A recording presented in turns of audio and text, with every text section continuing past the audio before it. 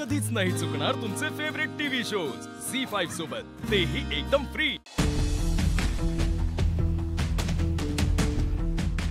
AJ AJ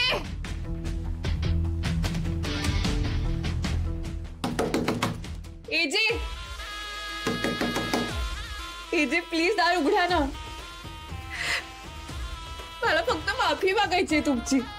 मला खरंच माहिती नव्हतं की आज तुमचे इम्पॉर्टंट क्लायंट्स येतील किंवा त्यांना तुमच्या डब्यातलं काहीतरी खायचं असेल। मला माहिती असतं तर असं काहीतरी नसतं केलं मी। मला माहितीये तुम्ही ऐकताय। हे बघा, हवं तर मला शिक्षा द्या, मला ओरडा, पण दार उघडा। लीला प्लीज स्टॉप, प्लीज। मला आता काही बोलायचं नाही तुझ्याशी। नाही, आधी तुम्ही दार उघडा।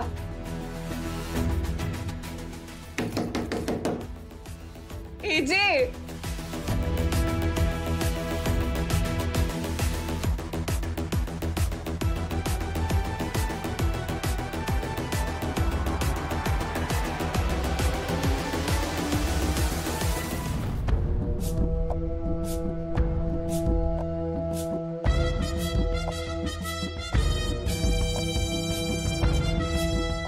बघितलं सरू, मी तुला सांगितलं होतं ना, ट्रेलर नंतर फिल्म बघायला मजा येईल।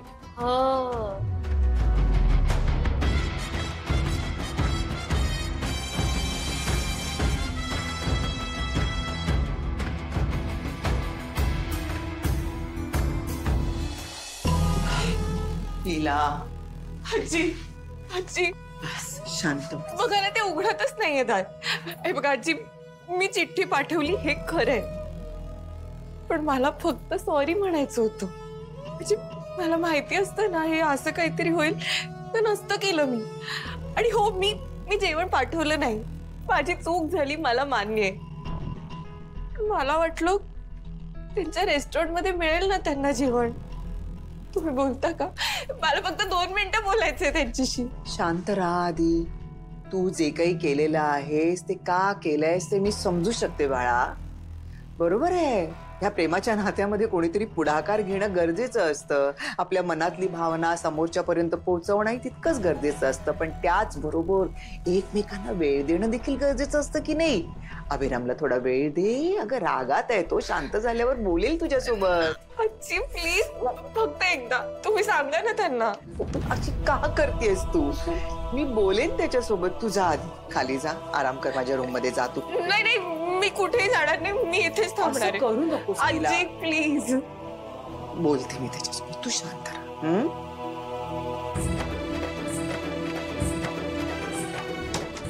अभिराम, मी आहे, मला बोलायचंय तुझ्यासोबत। दार उघड।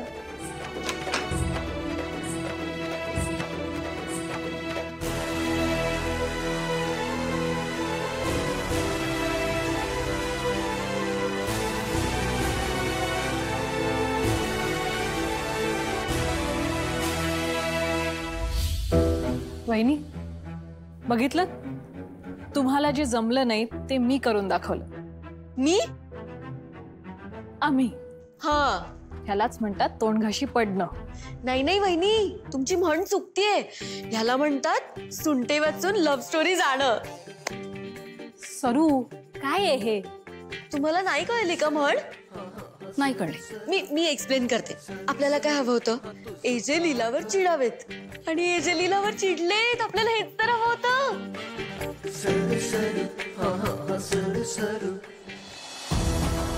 लीला सारख्या वेंधळ्या, चाइल्डिश वागण्याचा जराही पोच नसणाऱ्या मुलीला एजे कधीच मनापासून स्वीकारणार नाही, हे मला आधीपासूनच माहित होतं। ह्याच्यावर फक्त आता शिक्कामोर्तब झालंय।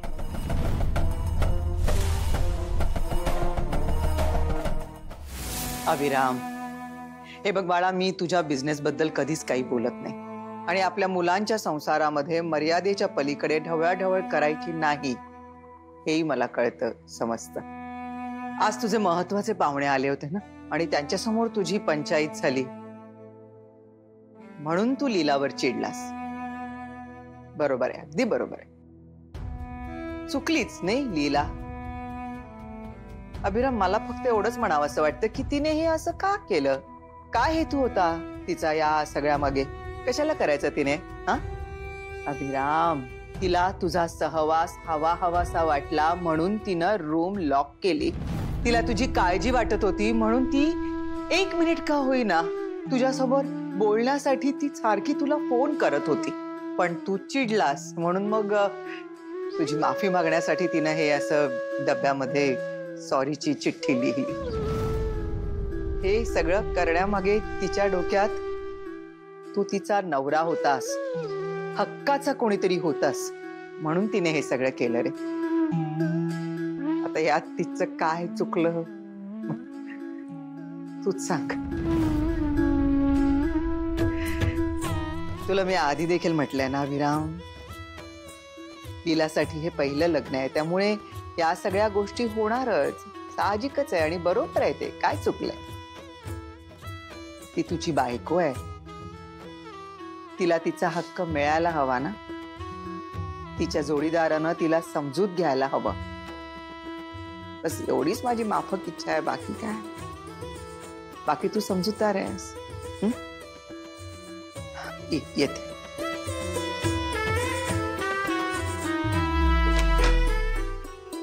राजी, काय म्हणाले? मी तो सकाळी बोलेल तुझ्यासोबत. चल. आजी, सकाळी मला नाही चैन पडणार. तिला तो बोलेल तुझ्यासोबत, माझी खात्री आहे. चल ना, आता असं करू नकोस बाळा. चल ये खाली, मी वाट बघते. चल ये लवकर, शाणी आहेस. चल ये बाळा.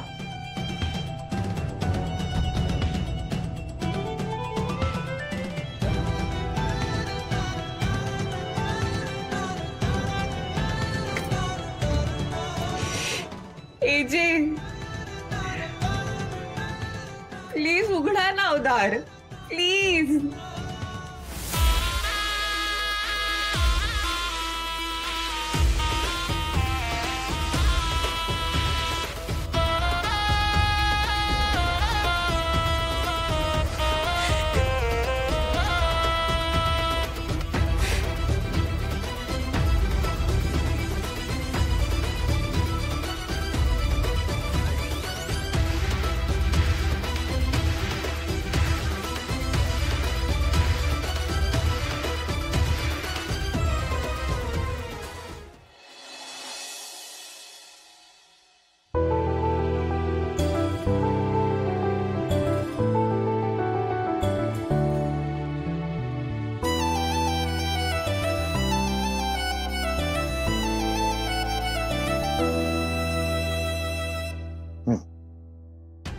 लीला वहिनी,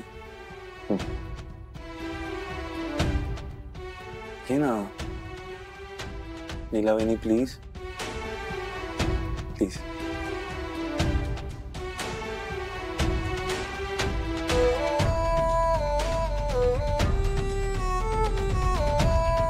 लीला वहिनी, किती त्रास करून घेणार आहेस तू स्वतःला? आणि अशी किती वेळ बसून राहणार आहेस तू इथे? जोपर्यंत एजे दार उघडत नाही तोपर्यंत. झी5 ॲप डाउनलोड करा आणि पहा सर्व एपिसोड्स एकदम फ्री.